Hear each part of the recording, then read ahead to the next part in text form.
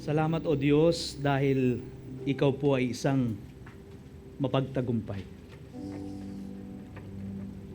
Sa krus ng Kalbaryo, Panginoon, pinagtagumpayan mo po, Panginoon, ang kasalanan. At sa magitan mo ng yung kamatayan na yun, Panginoon, kami po ay nagkaroon ng buhay na walang hanggan. At sa tinakda mong panahon, Panginoon, muli kang babalik. Gaya po ng inawit namin, Panginoon. Kung paano mo napagtagumpayan ang kamatayan, kasalanan, muli kang magtatagumpay upang lupigin lahat po ng aming mga kalaban, ng iyong kalaban, Panginoon.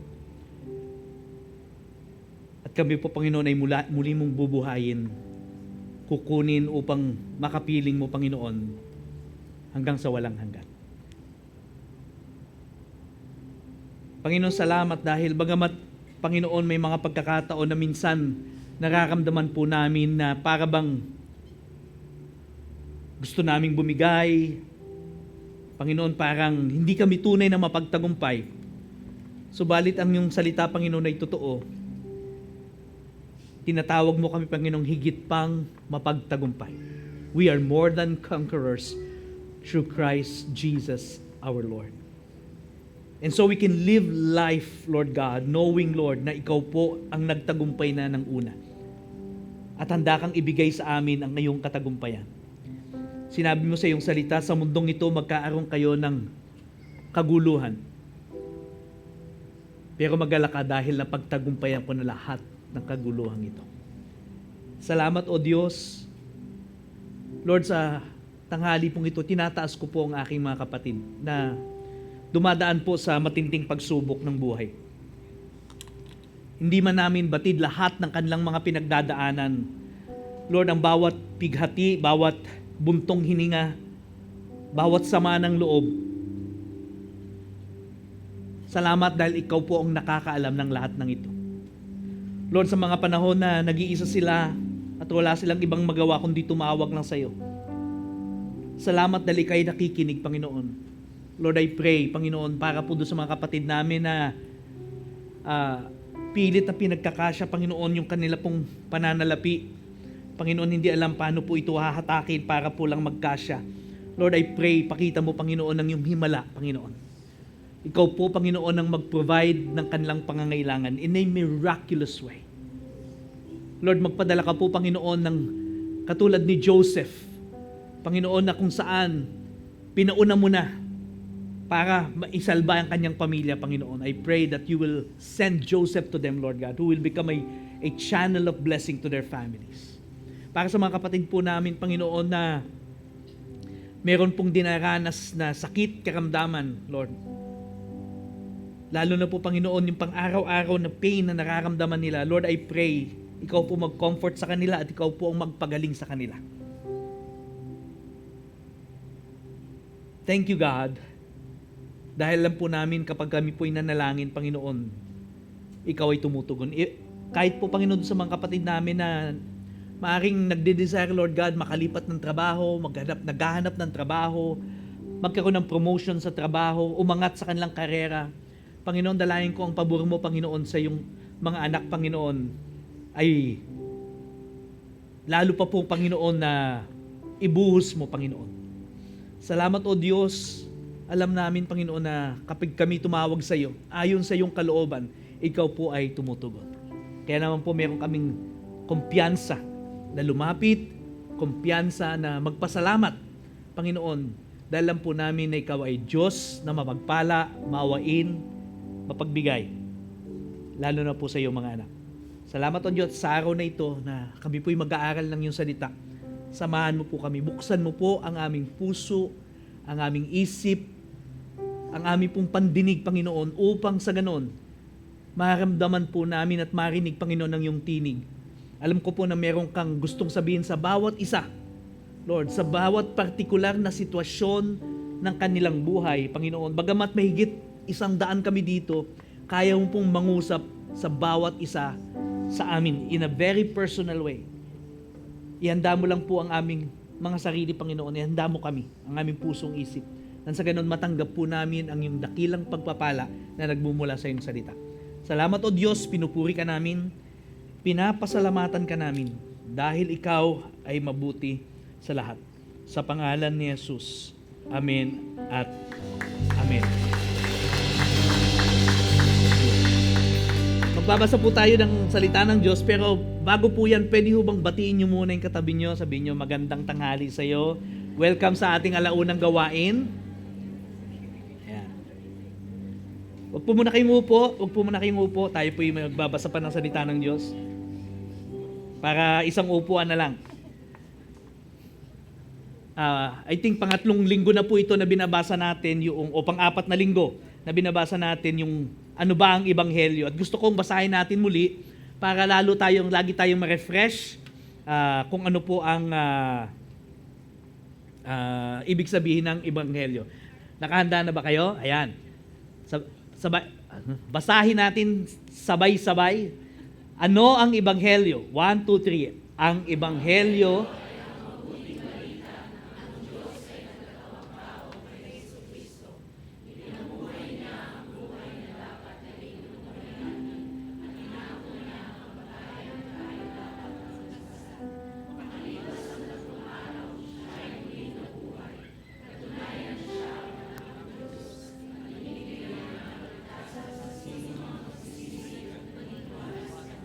Ayan. So nawa po'y tumimo yan sa ating isip at pagka tinanong tayo, ano ba ang Ebanghelyo? Madali nating masasagot. Buklatin po natin ang ating mga Biblia sa unang Korinto 15, talatang 20 hanggang 34. Yung iba po, baka first time po kayo dito, tayo po ay nasa Tagalog service. Okay? Kaya po pag ako'y nangaral sa alauna, 90% English, 90% Tagalog, 70% English. Yan. So wag po kayo magtataka na medyo marami po ang Tagalog. Kung gusto po niyo ay mas maraming English naman, 90% English, 70% Tagalog, 3 o'clock po ang aatinan ninyo. Okay? Unang Korinto, Kabanata 15, mga talatang 20 hanggang 34.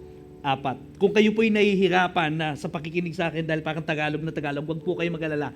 Pare-pareho lang po tayo. Okay, pero alam ko, kasi meron po talagang mga taong mas pinipili po nila ang pakinggan ng pangangaral ng salita ng Diyos sa Tagalog. At malamang kayo din po mas na-enjoy nyo, parang, uy, bago to Di ba? May mga salita kayong dating naririnig nyo, hindi nyo naririnig. Tapos pagdating nyo dito, naririnig nyo na, ay, kala nyo yung lalim-lalim. Hindi nyo na lang naririnig yon, pero mababaw lang talaga yon. Alright? 20. Okay. Kung hindi gayon, ano ang halaga ng pagpabautismo ng mga tao para sa mga patay? Kung talagang hindi bubuhayin muli ang mga patay, bakit pa nagpapabautismo ang mga tao alang-alang sa kanila? At bakit pa kami nalalagay sa panganib sa lahat ng oras? Walang araw na di ako nabibingit sa kamatayan, mga kapatid. Sinasabi ko ito sapagkat ikinararangal ko kayong alang-alang kay Kristo Jesus na ating Panginoon. Kung ang pakikipaglaban ko sa mababangis na kaaway sa Efeso ay para sa tao lamang, ano ang mapapala ko? Kung hindi lamang bubuhayin muli ang mga patay, mabuti pa'y sundin na lamang natin ang kasabihang ito. Kumain tayo at uminom sapagkat bukas tayo'y mamamatay. Huwag kayong paloloko. Ang masasamang kasamay nakasisira ng mabuting pagkatao. Magpakatino kayo. Tignan mo yung katabi mo. Ayan, yan. Okay. Baka sa isip mo, para sa katabi ko to. Okay. Pero sabi ni Paul, magpakatino kayo. So, plural. At talikuran ng pagkakasala, ang iba sa inyo'y hindi kilala ang Diyos. Sinasabi ko to upang mapahiya kayo. Ito po ang salita ng Panginoon. Pagpalay po tayo. Makakaupo na po tayong lahat.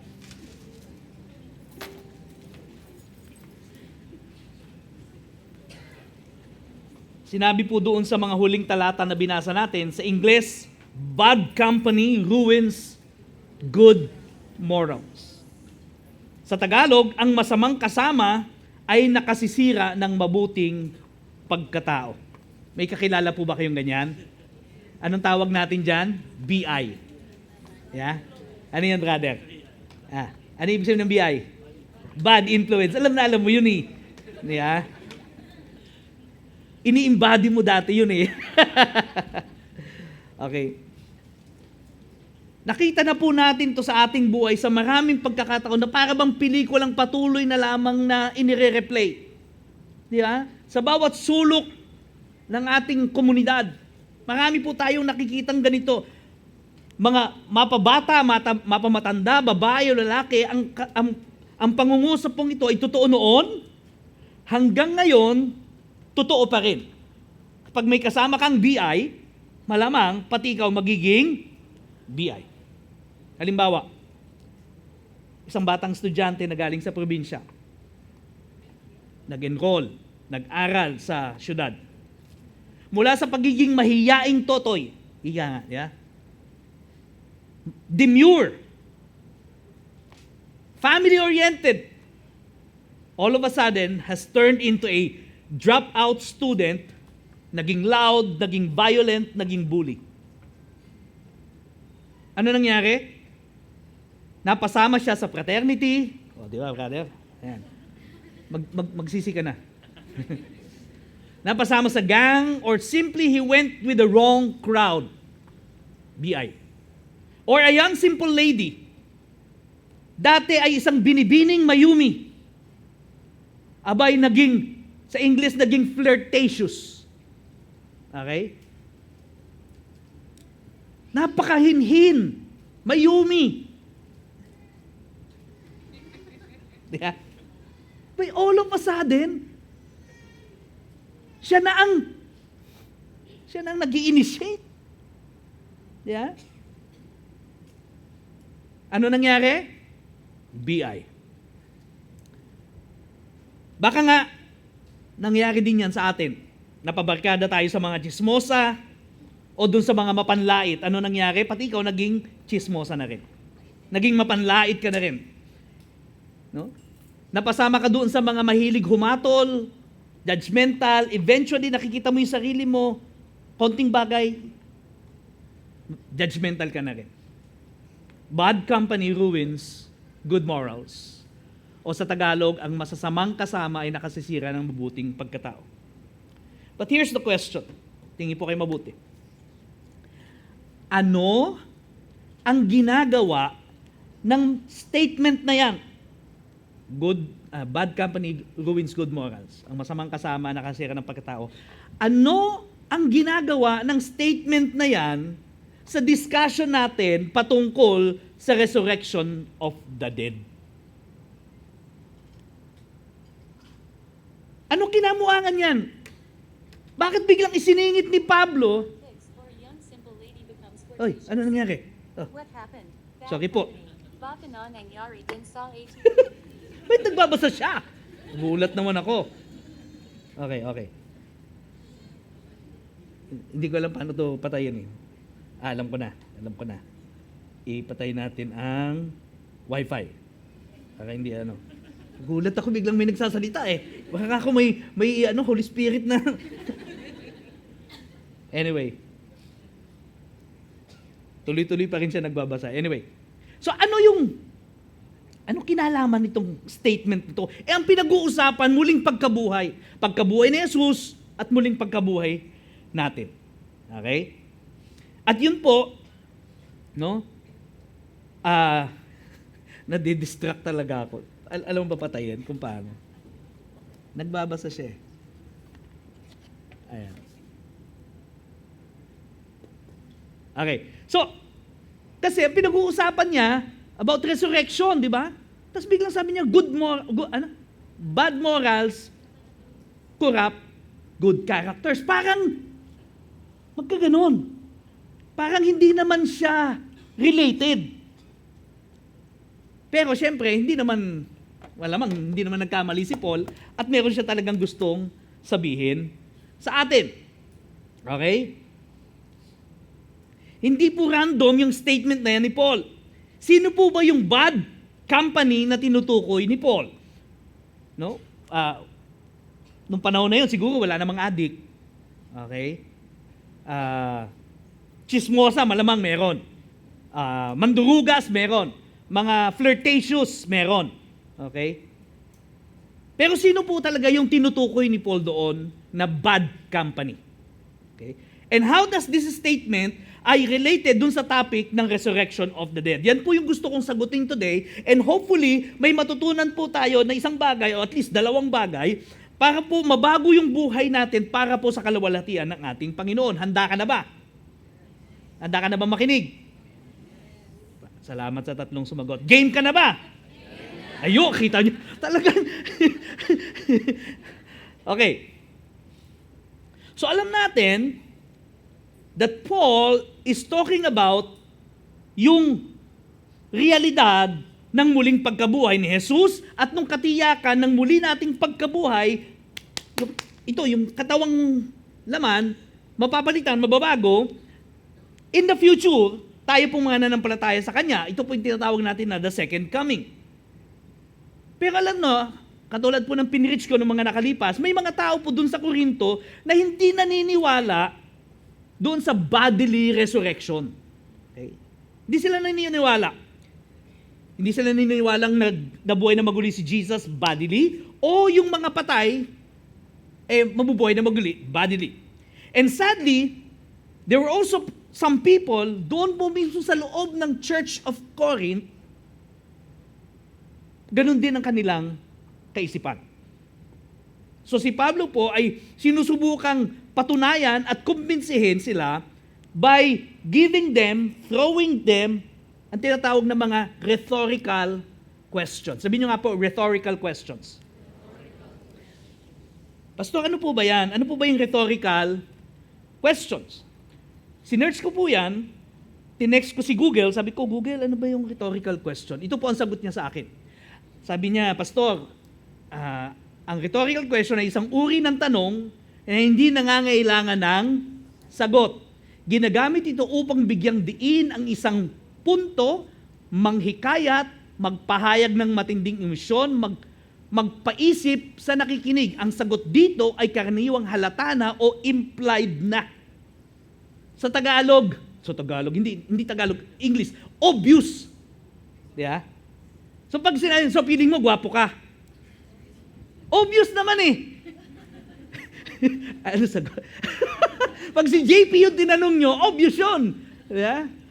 Hindi kailangan ng sagot. Yeah? So si Pablo po, nagbigay siya ng mga rhetorical questions. At dito po yung first set, unang grupo ng kanyang rhetorical question, verse 29. Kung hindi gayon, ano ang halaga ng Ano ang halaga ng pagpapabautismo ng mga tao para sa mga patay? Kung talagang hindi bubuhayin muli ang mga patay, bakit pa nagpapabautismo ang mga tao alang-alang sa kanila? Ito po ay isang rhetorical question na hindi kailangan ng sagot dahil obvious. However, ito pong mga katanungan ito has been bothering many people for a long time. Okay? Ano po ba yung baptism on behalf of the dead o sa Tagalog, bautismo para sa mga patay? Okay? Bahagi ba to ng theology ng Christianity? At least yung Christianity alam natin.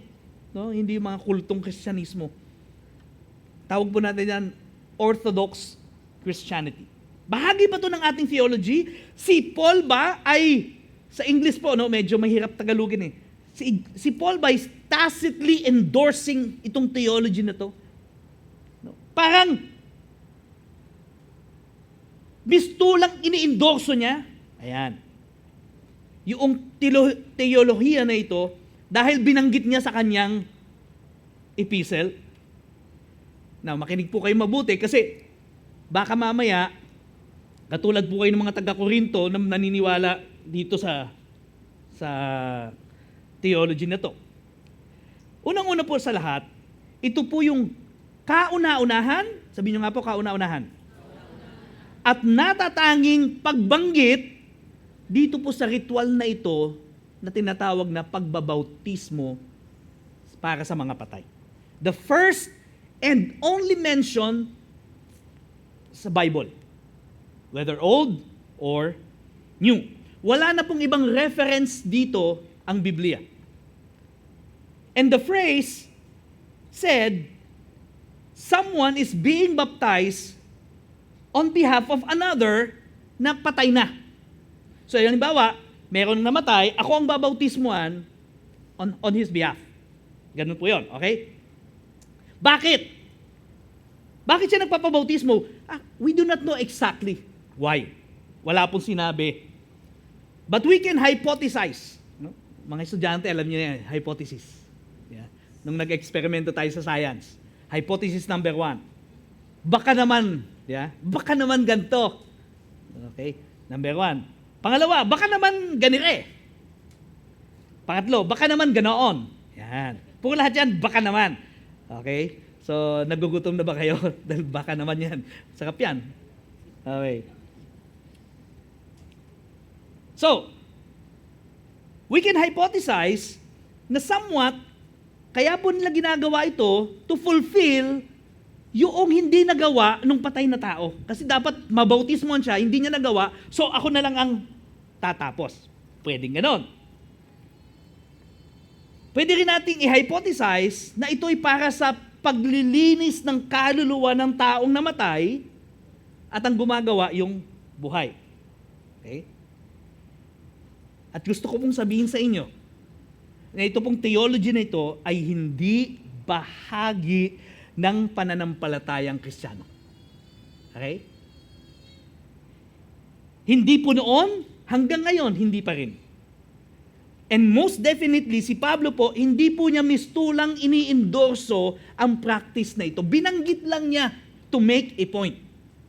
Naintindihan? Pastor, anong pruweba mo? Ito po ang pruweba ko. Verse 29, basahin po natin muli. Tingnan niyo, kung hindi gayon, ano ang halaga ng pagbabautismo ng mga tao? Para sa mga patay. Kung talagang hindi bubuhayin muli ang mga patay, bakit pagpapabautismo ang mga tao? Tingin kayo sa akin, tingin. Pwede naman niyang sabihin, kung hindi ganon, ano ang halaga ng pagpabautismo natin? Kanyo? O pagpapabautismo nyo?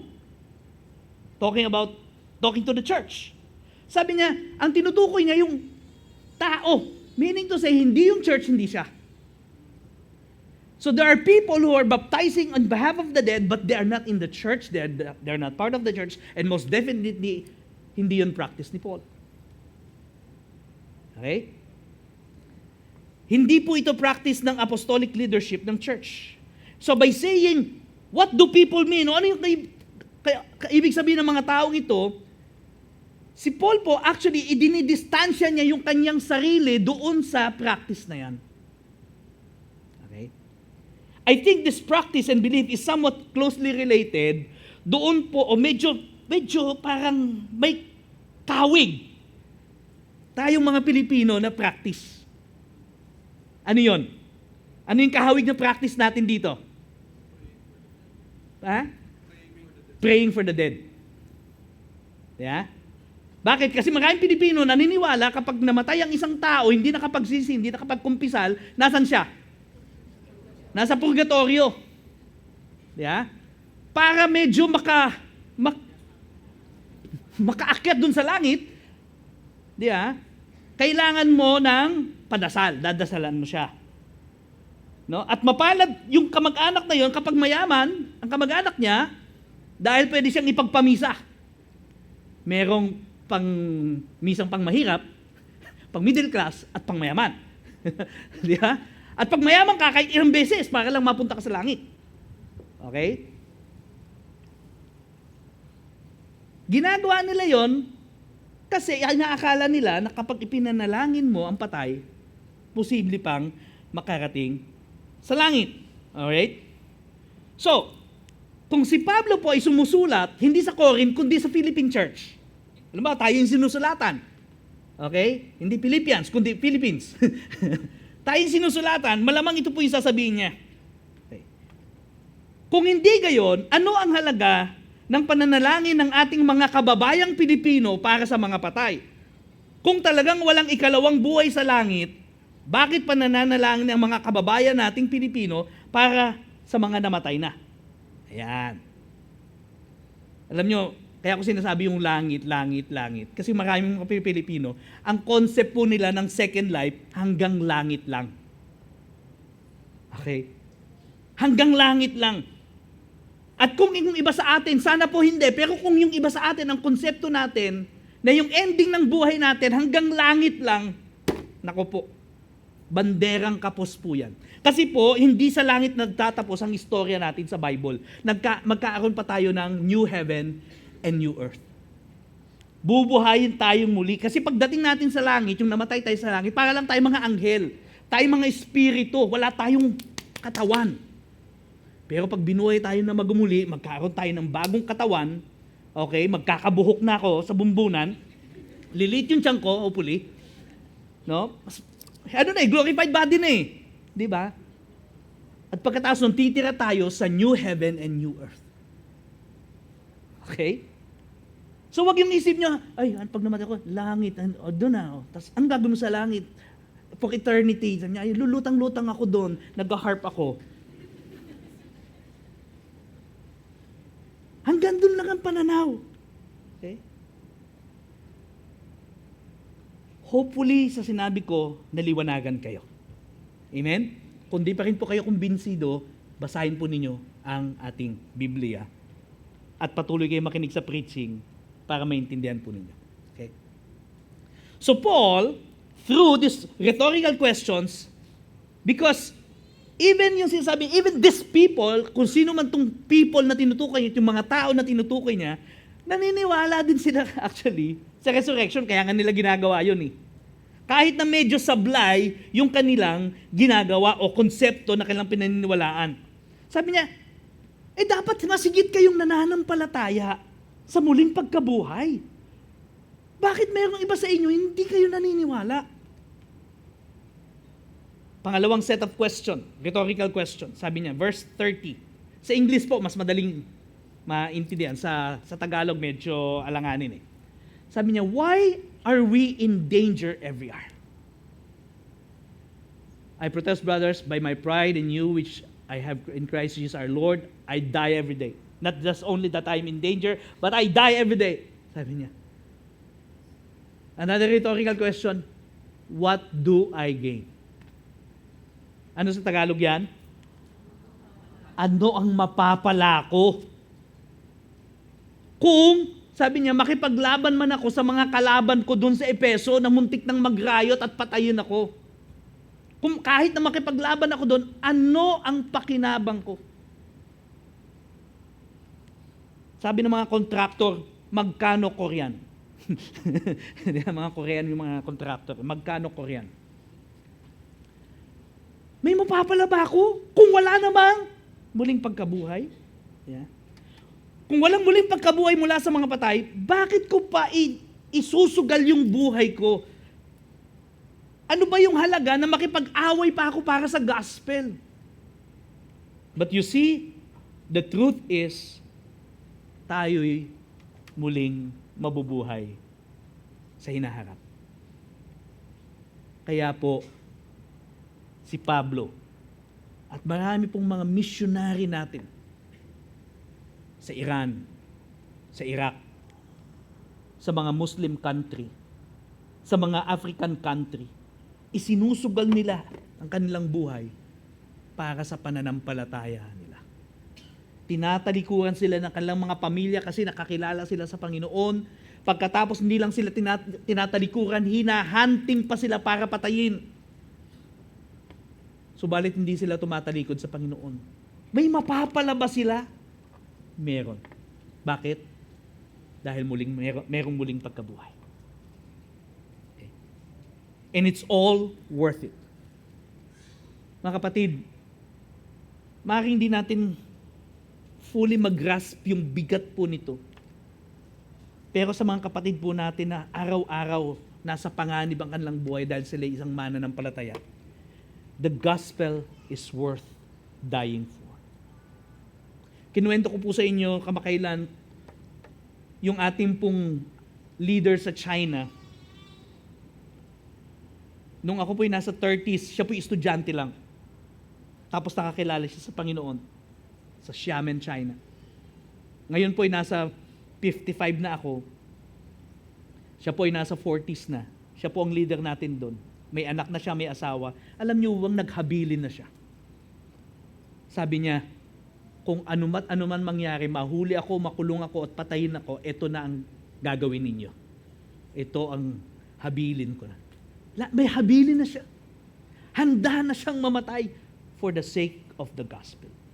Dahil po ang buhay, hindi po nagtatapos doon 6 feet below the ground. Hindi nga po doon sa langit na kung saan parang lulutang-lutang ka gayon sa konsepto ng ibang tao. Kundi muli tayong bubuhayin ng Panginoon.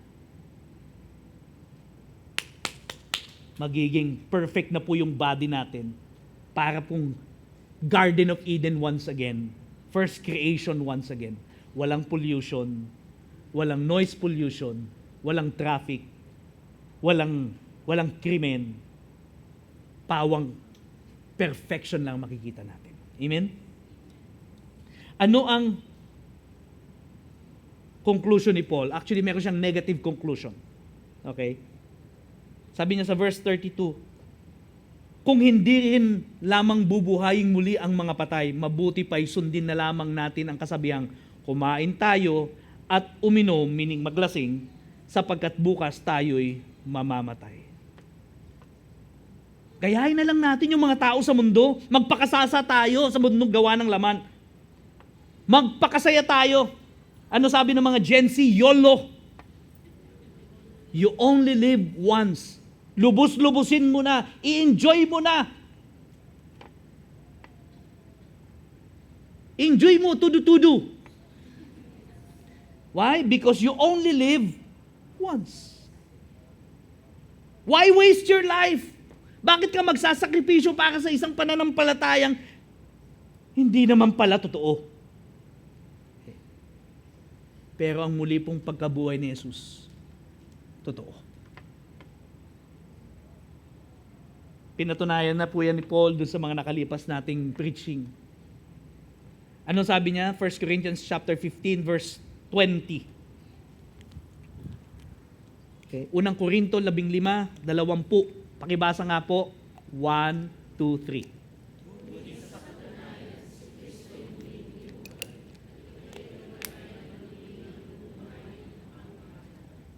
Sabi niya, sa totoo lang, sa katunayan, in English, in fact, it's a fact.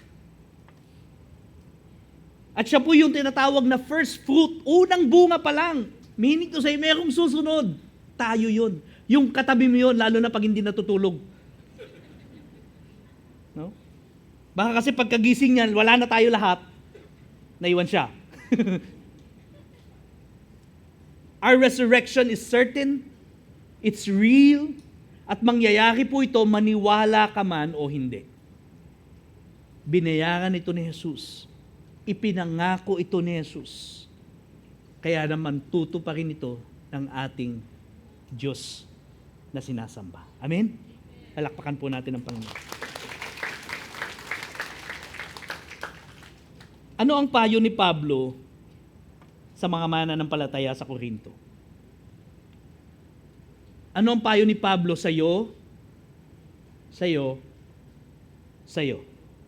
at higit sa lahat? Sa iyo. Parang Tia Deli lang talaga no? Verse 33. Sabi niya sa verse 33, huwag kayong paloloko. Ang masamang kasama ay nakasira ng mabuting pagkatao. Doon niya pinasok yun. Okay. Bad company, sino to? People who do not believe in the resurrection of the dead or acting, they may be believing but they're acting as if there is none. Ano sabi niya? Ano sabi niya dito sa mga taong ito? They lack morals. Wala silang takot sa Diyos. Kapag ang tao, walang konsepto ng eternity, walang konsepto ng second coming, walang konsepto ng resurrection of the dead. Yung sa kanya parang pagka namatay ka, ang makikinabang sa iyo yung uod. Tapos na. At dahil ganun yung paniniwala niya, mamatay na lang ako, kahit anong gawin ko dito. Tapos na, YOLO. Kahit sino matapakan ko, basta nag-enjoy ako. Di ba? My body, my choice. Hello? My body, my choice. I always only live once. Di ba? Why deprive of myself?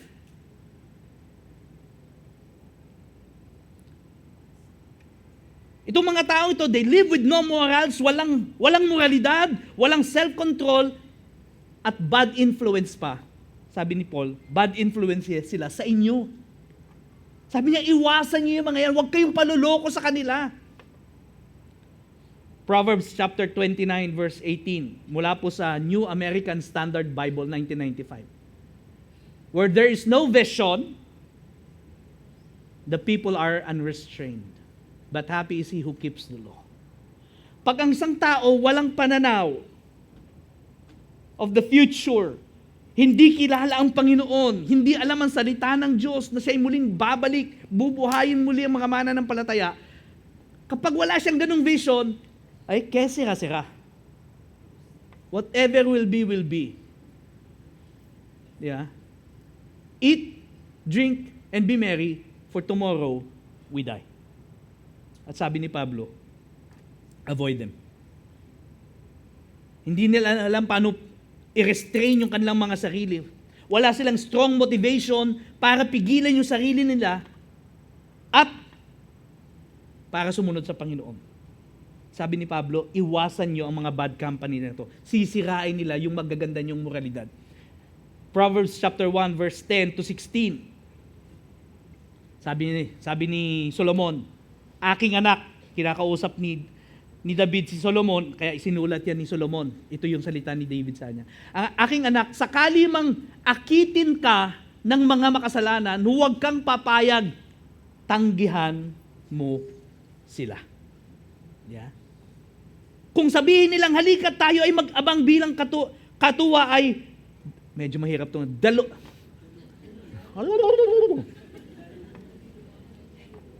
yeah. Daluhungin ang mga walang malay. Okay? Verse 12, sila'y ating dudumugit, walang awang papatayin at sila'y matutulad sa patay na inililibing. Ating samsamin ang lahat ng kanilang kagamitan. Bahay natin mapupuno ng malalaking kayamanan. Halika at sa amin ikaw nga ay sumama, lahat ng masasamsam bibigyan ng bawat isa. Aking anak, sa kanila ay iwasan mo makisama. Umibig ka ng landas mo, papalayo sa kanila. Ang lagi nilang hangad ay gumawa ng kasamaan, magtayo ng tulay kahit wala naman.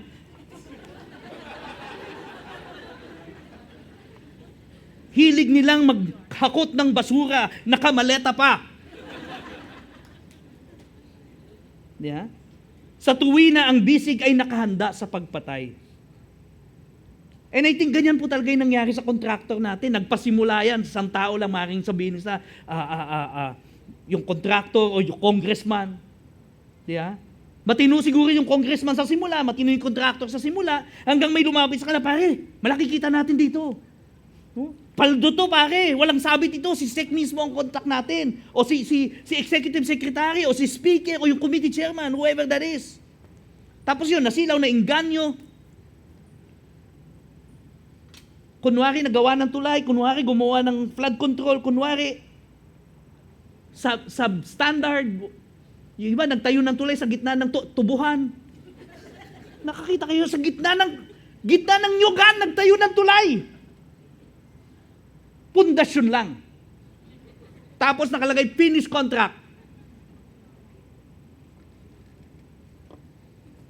So ano nangyari? Marami pong namatay sa baha.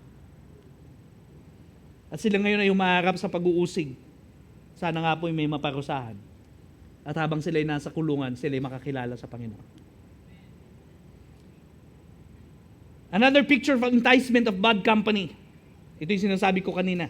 a seductive or flirtatious woman. Proverbs 7:21 to 27. Bibigyan lang po ako ng ilang halimbawa kasi ito yung mga common.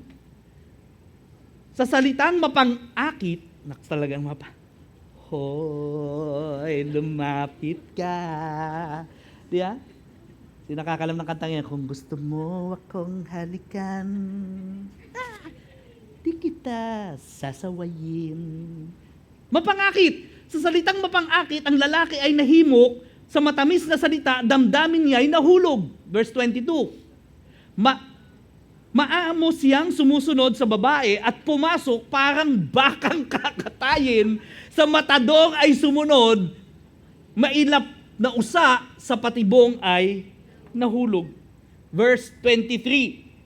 Hanggang sa puso nito, ang palaso ay maglagos, isang ibong napasok sa lambat ang kanyang nakatulad, hindi niya namalayang buhay pala ang katumbas. Kaya nga, aking anak, sa akin ay makinig at dinggin mo ang salitang mula sa aking bibig. Huwag mo ngang hahayaang ang puso mo ay maakit. Hoy. Yeah. Ang puso mo ay maakit, ng babaeng ang tuntunin ay landasang nakalihis sapagkat marami na ang kanyang naipahamak at hindi na mabilang na buwal sa kanyang yapak. Sa bahay niya ay nagmumula ang landas ng kasawian, tiyak na patungo sa malagim na kamatayan. Sabi, no? Now, makinig po kayo sa akin. Baka sabihin nyo, unfair naman yan. Kasi po ang kausap ni David, si Solomon. Alangan naman sabihin kay Solomon, umiwas ka sa lalaki. Pero kung babae ang kausap ni David, malamang sasabihin niya, umiwas ka sa mapang-akit na lalaki. Yung feeling mo, kung medyo macho ang dating, pag naglakad talagang, yung mapapalingon kang gano'n. Lalaki po ang kausap, kaya babae ang tinutukoy. Iwasan mo ang babaeng ito. In the 80s and the 90s, meron po kaming tawag dyan, alam niyo yung babaeng kung kani-kanino pumapatol. Sino ba kasing edad ko dito? 50s. Taas ang kamay. No? Sa mga salitang kalye po, ang tawag namin dyan, mga pakawala. No? Parang nakakawala sa koral. Pumapatol kahit kanino. Kung sino matipuhan, kikindatan lang, akitin lang. Game. Avoid bad company. They will ruin your morality. Lead you astray away from God. Ilalayo ka niya sa church, sisirain niya ang buhay mo. Kaya ano ang payo ni Pablo sa atin? Sabi niya, palibutan ang sarili ng mga taong kapareho ang pananampalataya, pinapahalagahan at pananaw sa hinaharap. I-avoid mo yung mga taong walang vision. I-avoid mo yung mga taong mababa ang moralidad. Na kung ang kaligayahan lang ay gumawa ng kasalanan, sa halip palibutan mo ang iyong sarili ng mga taong kapareho ng pananampalataya mo. At hindi mo matatagpuan yan sa gang. Hindi mo matatagpuan yan doon sa bar. Matatagpuan mo yan malamang sa church. Yeah. Kaya nga hinihimok namin kayo palagi, join a community, join a victory group. Hindi perpekto ang mga taong dyan, pero matutulungan ka niyan sa iyong paglakad sa Panginoon. Amen? Mo-offend ka dyan at times. Makaka-offend ka rin at times. Bakit? Pare-pareho kayong hindi perfect. Pero pinagsama-sama kayo ng Panginoon para magkatulungan kayong lumakad ayon sa kalooban niya. Amen? Yan po ang unang payo ni Pablo. Tingnan natin ang pangalawa, verse 34. Sabi po sa Tagalog, magpakatino kayo at talikuran ang pagkakasala. Ang iba sa inyo'y hindi kilala ang Diyos, sinasabi ko ito upang mapahiya kayo. Sabi niya, wake up! Sabi mo sa katabi mo, wake up! Wake up! Ayan, nagising na.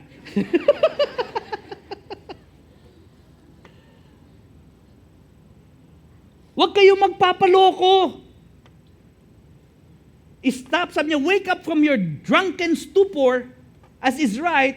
Sabi niya, huwag kayong magpatuloy sa pagkakasala. Stop sinning and start living for God.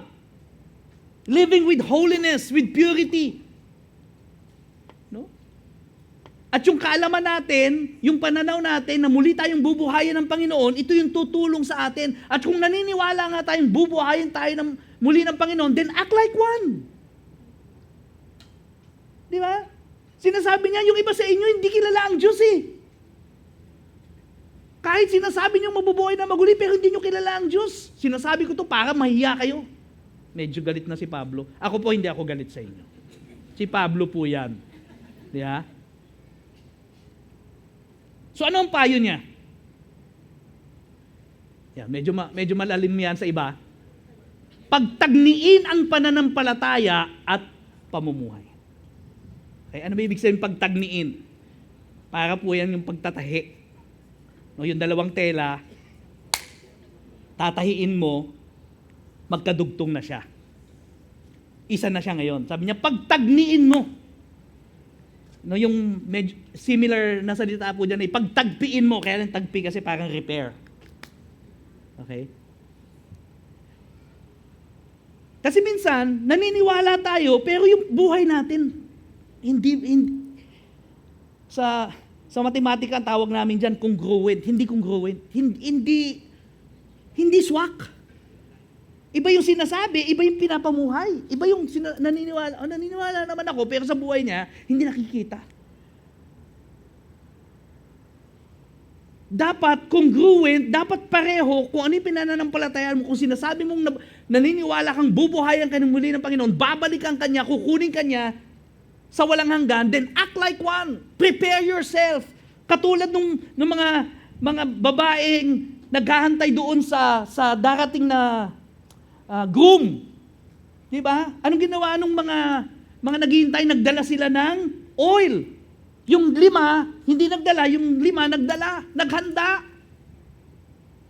Kaya nung dumating yung groom, yung 5 na hindi handa, hindi nakapasok.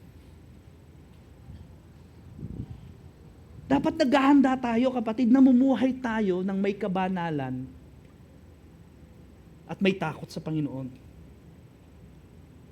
Those who believe in the resurrection, those who have the vision of eternity at merong kingdom mindset kung tawagin, sila po ay focused on pleasing God and fulfilling the mission of God. Opo, mahirap. Tingin po kayo sa akin, ako na po nagsasabi sa inyo, hindi madali ang Kristyanismo. Kung inaakala nyo nagpunta kayo sa Victory, air condition, magandang sound system, may lights pa, di ba? Tapos niya, yung ganda ng church, maganda mag-church. No, okay pala ang church. Tama naman po yan. Pero kung inaakala nyo madali ang maging Kristiyano, na para bang laging bed of roses, nagkakamali po kayo, hindi totoo yun. Mahirap po. Madalas nire-require tayo ni Lord magsakripisyo. Yung mga bagay na gusto natin pero hindi kalooban ng Diyos, sabi niya, let go mo na yan, anak. Let go mo na yan. Kahit gwapo, let go mo. Kahit siya pa yung pinaka-cute sa classmate mo, sabi ni Lord, hindi yan ang kalooban ko para sa'yo. Kanta ka na kagad, let it go, let it go. Ayun, Lord, sayang. Let it go. May opportunity, ang ganda ng kita, pero alam mo, medyo alanganin. Let it go. Nakita mo yung mga classmate mo, yung mga kasama, yumaman na. Ikaw, ganun pa rin. Kotse nila, 10 BYD, ikaw Toyota. Corolla, 91 model. Bakit ganon sila BYD na? Si Lion 7 pa. Di ba? Hindi pa labas sa Pilipinas, meron na sila. Mantalang ako, 1991. Madalas pa, flat.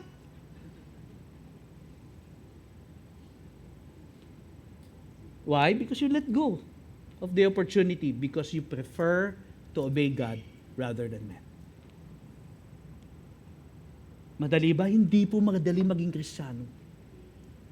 Madalas, hihilingan tayo, sasabihan tayo ng Lord, isakripisyo natin yung mga bagay na sa tingin ng mundo napakaganda, napakasarap.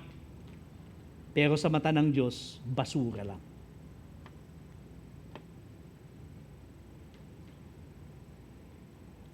Ano sabi ni Jesus? In this world, you will have many troubles. Kaya huwag niyong iisipin na pag naging Kristiyano kayo, mawawala ang problema niyo. Sa totoo po, dadami pa ang problema niyo. Sabi mo sa katabi mo, naniniwala ka ba doon?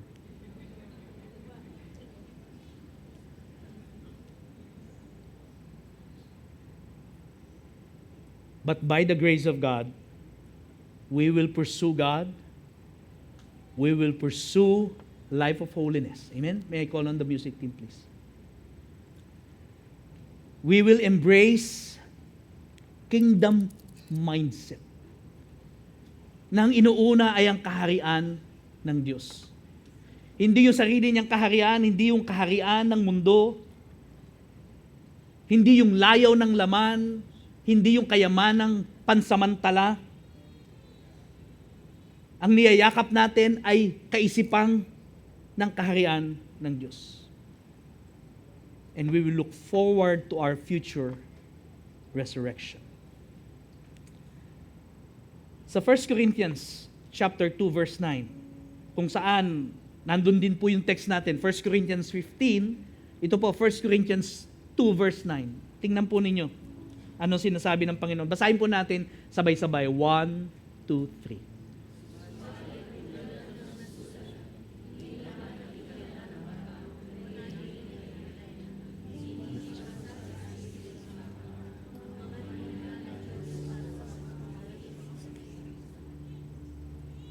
No eyes have seen, no ears have heard, no mind have conceived what God has prepared for those who love Him. Hindi pa sumagi sa kokote ng tao. Imaginin mo ng lahat ng pinakamagagandang bagay na pwedeng mangyari sa'yo. Imaginin mo na lahat ng pinakamagagandang lugar na pwede mong mapuntahan. Switzerland, Belgium, Germany, all the castles in Germany, the flower fields of Belgium, the castles of Luxembourg, the Alps of different mountains. Mapuntahan mo yung Great Wall of China. Makapunta ka man sa Boracay, kung di pa naman tayo nakapunta, no? Kasi maraming tao nagugustuhan talaga yun. Pagsama-samahin mo lahat ng pinakamagagandang pwede mong makita sa mundong ito at pwede mong ma-experience. The joy that you can experience, the peace that you can experience, pagsama-samahin mo na sila lahat. Multiply it 1,000,000 times and all you have is a glimpse of heaven. Patikim pa lang yun, kapatid, ng mga bagay na pwede mong maranasan kapag binuhay na tayong muli ng Panginoon. Bakit mo ipagpapalit sa isang ganun lang ng isang babae? No? Kinindatan ka lang ng babae. Pastor, palay na yung lumalapit sa manok . Ang tanong ko naman, kailan ka pa naging manok? At alam mo ba kung ano ginagawa sa manok? Kinakatay. Ayun ang sabi ni Solomon . Sabi niya, ang hindi nila alam, para silang mga bakang papunta doon sa katayan. Pinagpalit mo sa isang basura ng pera. Samantalang sa kalangitan, doon sa new heaven and new earth, ang ginto, kinakalat lang.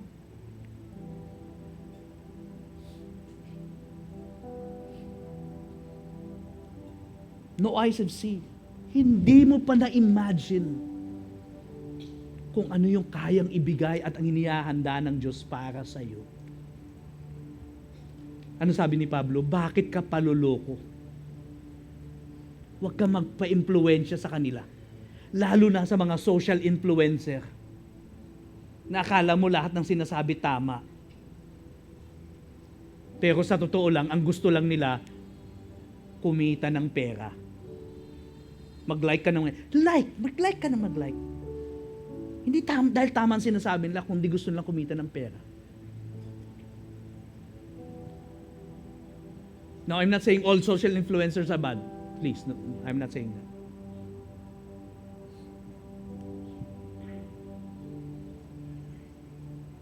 Huwag kang papaloko.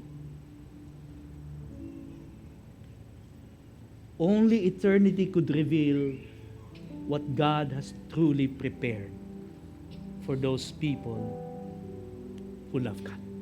Amen?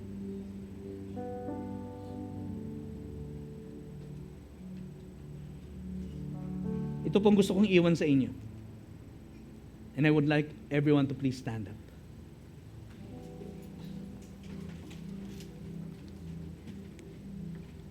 Pagkatapos po nito tayo aawit. Pagkatapos po itutuloy po natin ang ating panambahan sa magitan ng pagbibigay. Pero ito pong gusto kong iwan sa inyo. Ang pagsasakripisyo para sa buhay na may kabanalan ay masamyong pagsamba sa ating buhay na Diyos. It is a sweet-smelling aroma of worship, a life that is willing to sacrifice for the sake of living holy for God. Amen? Pag nagsakripisyo ka, may ginibap ka, nahirapan ka, because you want to please God, I want you to know, God is well worshipped in your life. Kahit na minsan sa sobrang hirap at sakit, hindi ka na makakanta, hindi mo na maitaas ang kamay mo, yung luha mo pa lang, pagsamba na sa Panginoon. Amen? Pwede po bang itaas natin ang ating mga kamay bilang pagsamba natin sa Panginoon? Tayo po aawit, and I want you to make your commitment to God. Lord, help me to live life with purity and holiness. Help me to make sacrifices, to let go of things na hindi ayon sa iyong kalooban. If only I could please you, if only I could worship you. Amen.